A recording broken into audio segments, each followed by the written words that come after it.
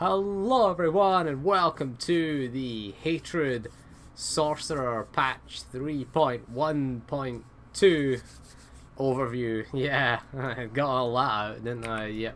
And I know we're in 3.2 right now because I've got my costume up. You can see we're in a costume now in 3.2, but we are going to cover this because I had a chance to play it. We're a bit behind when it comes to these things, but had a chance to play it over the last couple of days. Actually, I have nothing else to do in game, to be honest. I thought I'd have a go at this. So what's changed? Basically, we have had a big range nerf, essentially. What has changed is our Demolish and our Death Field now have a maximum range of 10 meters. You see, I was trying to get within 10 meters. We're 9.8. If we take a step backwards, we're 10.1 and we can't use it. Demolish is out of range as well, so we need to be within 10 meters. Does create a bit of problems, creates a lot of problems, particularly to our opener, which we will discuss in this video. But yeah, that is the biggest and most damning change. Things like Dreadful Nightmares has been changed so that our Leeching Strike can't proc from it anymore. So we're going to talk about our rotation. It is a nerf, and it's a nerf to our mobility. It's also a nerf to our flexibility. Okay, anyone who says it's not a nerf, it is a nerf in PvE. It's quite a big nerf, because one of the appeals of the Shadow, or the Assassin in this case, as we're on our Assassin, felt like being on the Empire today. You know, just felt like it, you know. And to answer the question that someone asked, which is better animation-wise, the Shadow or the Assassin? It's the Assassin, obviously. Look at Deathfield. Just look how cool that looks. Oh, go away, Ashara. We'll drop combat and we'll get rid of her. Bye, Ashara. Getting a little Marauder as a slave. Another reason to prefer the Assassin over the Shadow. Things like, just the names or some things like Creeping Terror, Deathfield, Demolish is pretty cool, Recklessness is awesome, Overcharged Saber. You also get to charge your lightsaber up with lightning, and who doesn't want that? Now I should say, at least they're not bugged anymore. Oh, we actually got a lightsaber color, because the 3.2 today, most of the lightsaber colors are just white. Huh, that's interesting. Maybe they've gone on top of that. I should have noted with the Sharas were blue earlier. But anyway, how do we play this? How has it changed? Well, our old opener used to be Demolish. We used to want our Demolish, get our Demolish up as soon as possible. So as the tank was pulling, we'd be at range, because it was 30 meters. We'd be kind of a bit of range, and we'd be channeling our Demolish. We can't really do that anymore, or we can't do it before the pull, because what would happen is your tank would be counting down, 3, 2, 1, and then as soon as the tank pulled, your Demolish would land. That's how you would time it, because Demolish gave you the 5% damage taken, gave the 5% damage taken from force attacks. So you wanted the Demolish up. That was a raid-wide buff that we had. So again, it was pretty nice if you had force attackers in the group. Buff their damage as well, so it would increase the damage taken from force attacks. It also helped you out with things like your Death Field were force attacks, your dots are force attacks, things like that. It would help us out with, you know. But however, can't really do that anymore. Now we can still do it on certain bosses. We're gonna have to look at each fight. Now, fights where we are gonna pop all our raid cooldowns at the beginning. If you look at a fight like Bulow, where we tend to put all the raid cooldowns at the beginning of the fight, because the first phase of the fight before the first ad phase, basically just a tank and spank phase, essentially. So we want to get as much damage as possible on him on that phase. That is our goal. What we don't want to be doing is, what we can't do is, most of the time if we're within 10 meters of a boss, we'll pull it. We will pull the boss. That's the problem. The boss will aggro. Its aggro radius tends to be about 10 meters. Now, being in stealth means that we can stand here and we have to wait until the tank pulls. So we're in stealth, we don't pull the boss, the tank jumps in, pulls the boss, and then we start channeling.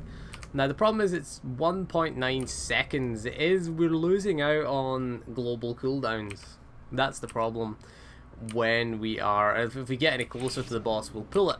So what we want to do generally is, because we wanted to have this channeling before the pull, that was the goal really, but now you'd probably suggest using Leeching Strike, especially if you have the 2-piece set bonus. We'll have a look at this 2-piece set bonus again. Leeching Strike or Leeching Strike, Serenity Strike in this case, increases damage dealt by 2% for 15 seconds.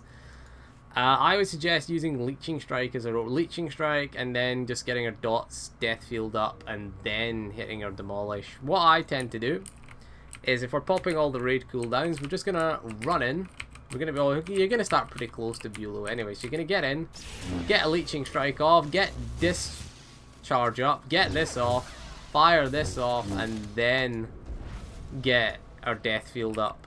Really, that is what I like to do for that. I like to get my Death Field. Ideally, we'd get the proc on Assassinate, but RNG is RNG. You know, it's always going to be there. Bloodletting, we're not going to get all the time. So what I prefer is, everyone's pop the raid cooldowns. We'd be in stealth, obviously. Hit this. Pop your that up, and then there we go. We got it now.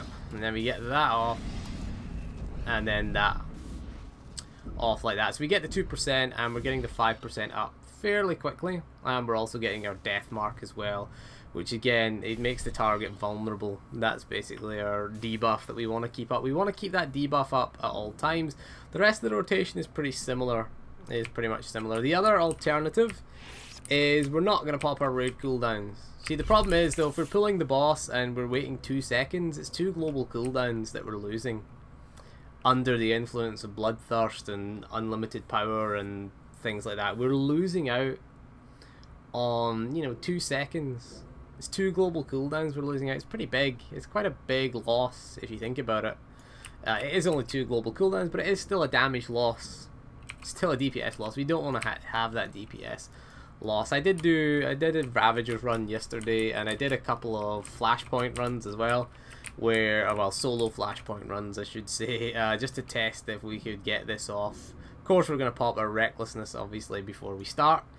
We've already done a guide on this one, so we're just talking about the changes. That's why we're not really going more in depth. However, if we're not popping our raid cooldowns, then yeah, it's a benefit. So tank pulls, then just go for the old rotation. Just go through like this, get both dots up, hit that off.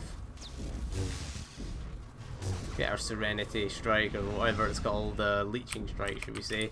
It's just about the old rotation. And again, it's just really about keeping up our...